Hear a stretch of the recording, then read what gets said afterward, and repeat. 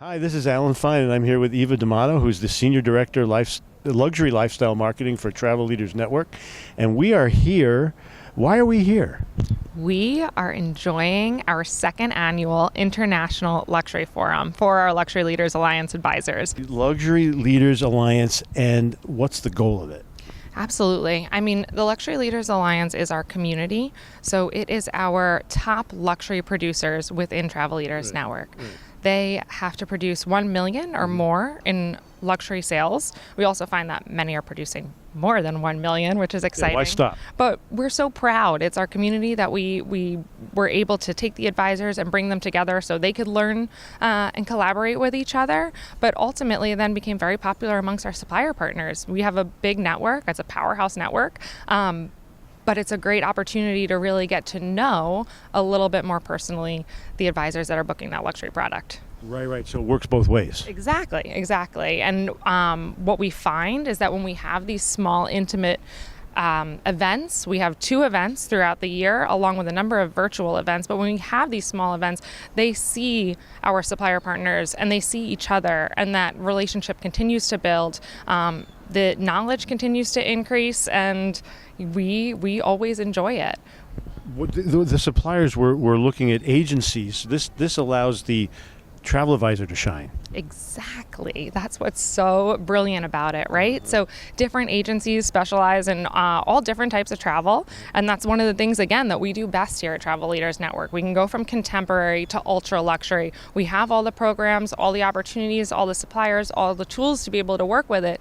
But this pulls in those advisors and really allows them to stand out within the network for their luxury sales and their luxury business. You said connection and community rather than checklist. What did you mean?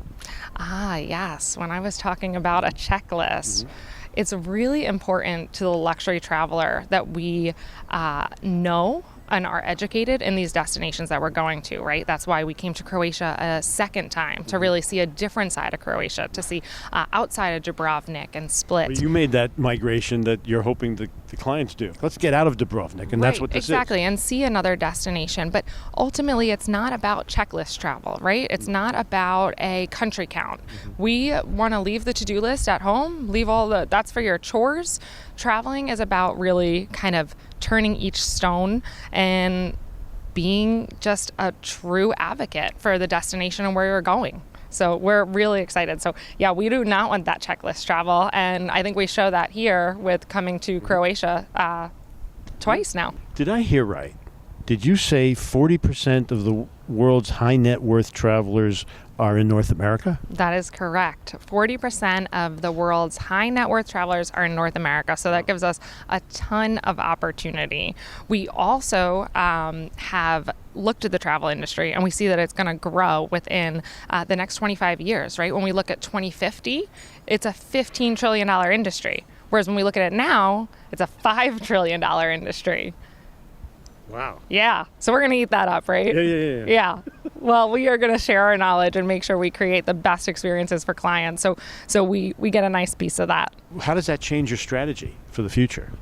Yeah, I mean, we want to look at new locations. Okay. We want to be constantly ahead of the curve, right? Making sure we're following the right communities and right trends, and working with our supplier partners ultimately is one of the most important aspects of the community and what we do in the program, because without them, they're really seeing these areas. They're coming to them. We have our select in-country partners here. We have our cruise lines here. We have our tour partners here. We have our select hotels here in the location. So all of our partners really know what's exceptional about their destinations. So we will be the most educated thanks to all of the wonderful partners that we have. So partnership's important.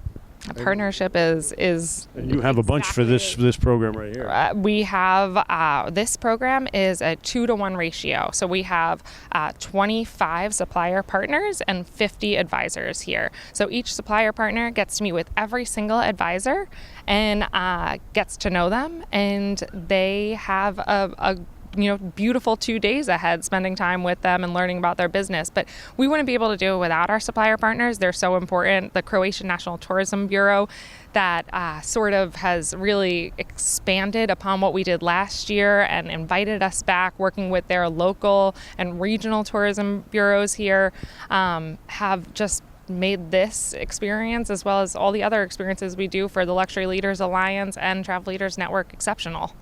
I'm wondering when you're going to have this event in new areas that are blooming, like maybe Colombia or Dubai. Is that something that you're thinking about? Yeah, no, absolutely. So we seek out new destinations, and again, ideally would love to have that continuing educational process with it.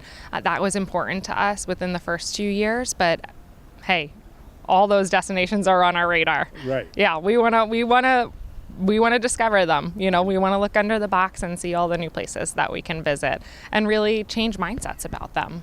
What are you hoping travel advisors get out of this? Well, new business opportunities, right? Those relationships are important. And an understanding of a completely new area. I don't think not one person has been to Opatija. Not one person has really even visited this region and this side of Croatia. So it's important that the travel advisors not only see the opportunities that the suppliers bring them, but really feel those new business impacts and opportunities, and sometimes learn, if maybe you are booking cruises often, but you need that pre-post, and this is a really beautiful stop for that. So yeah, just building upon that foundation. What do you want, what message do you want to give travel advisors who know or are part of Travel Leaders, and the ones who don't know it and are not part of it yet? Yeah, I think Travel Leaders Network in general is an extremely special place, right? We are large. I did mention that we are a powerhouse, a buying powerhouse, right? So we can do it all. So it gives advisors that flexibility to be able to support and be their own entrepreneur, from contemporary travel to ultra luxury travel.